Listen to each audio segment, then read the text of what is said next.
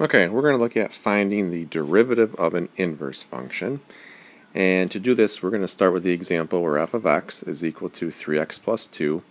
And we're making it known that the point 2, 8 is on f. So of course, if you put 2 in for x, you're going to get 8 out for y.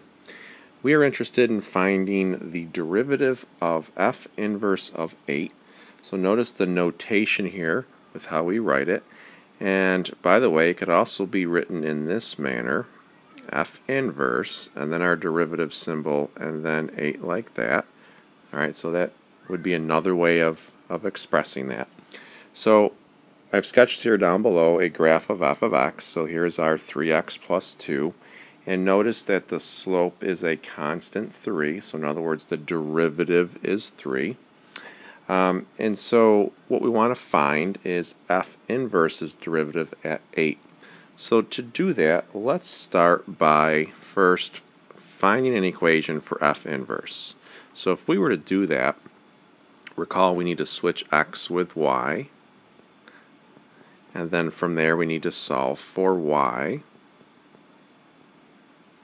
So we're going to end up with 1/3 x minus 2/3. That's what our y is equal to, which we could then replace with our inverse notation. Okay?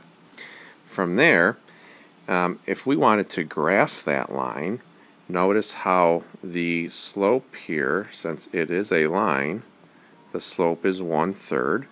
Okay, so we're going to graph this with a slope of 1/3. We can see the y-intercept there.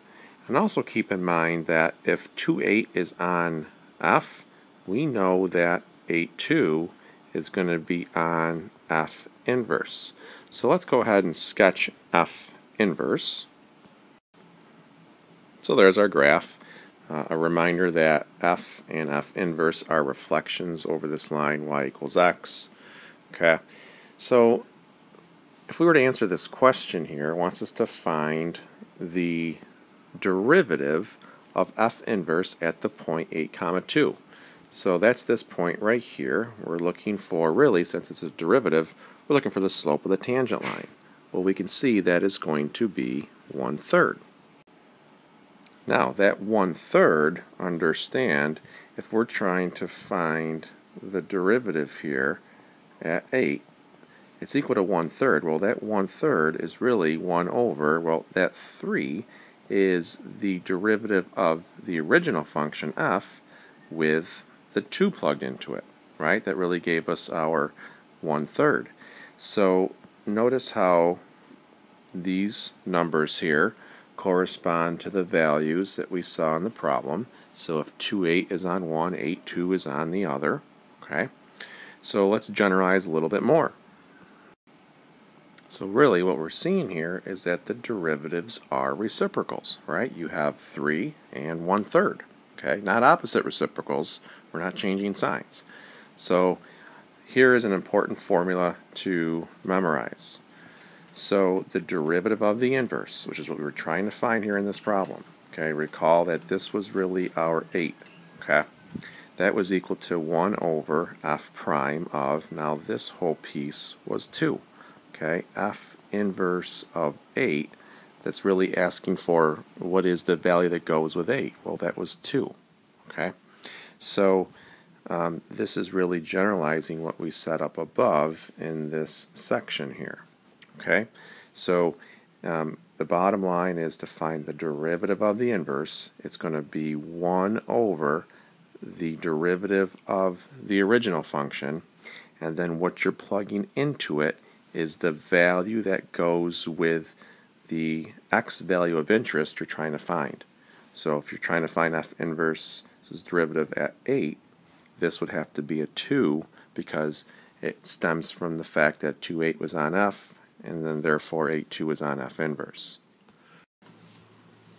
Okay, here's an example where we're given f of x, and once again we have a point that we're told is on f of x, and we're trying to find the derivative of f inverse at 3. So if I am going to find the derivative of f inverse at 3, I know that according to my formula it's going to be 1 over, so there's that reciprocal piece. I need the derivative of the other piece, all right, which is f prime. So if we're trying to find the derivative of the inverse, it's going to be 1 over the derivative of the original. And since my value here is 3, this value must be the one that goes with that 3, which would have to be 1. Okay? So to find what I need to find f prime of 1. Well, that means I need to first find f prime of x. So if I find my derivative here, it's pretty easy to do, 3x squared plus 2. I then need f prime of 1, so that is going to give me 5 when I plug in 1. So my final answer would be 1/5. So again, it's the reciprocal of f prime of 1. Okay, take a look at this next example. Looks a little bit foreign. We're told that f of g of x is equal to x and g of f of x is equal to x. Well, what this information is really telling us is that f and g are inverses. That was one of the properties of a function and its inverse. Okay, so you have to know that. We're also given some facts here. F of 1 is equal to 2. Right away you need to know that that means that 2 comma 1 is on f inverse. Okay, another way of thinking about that is f inverse of 2 is equal to 1. Okay, if it says f of 1 equals 2, this really means that 1, 2 is on f. Okay, we're also given the derivative here, f prime of 1 is equal to 8, and we are trying to find g prime of 2. Well, g prime of 2 is going to equal 1 over, now remember, f and g are inverses, so if we're trying to find g prime of 2, that's going to be 1 over the derivative of the other function, which is f prime, and then we need to plug into it the value that goes with that 2, which would have to be 1. Okay? So f prime of 1, notice they give us in the question, f prime of 1 is 8. Okay?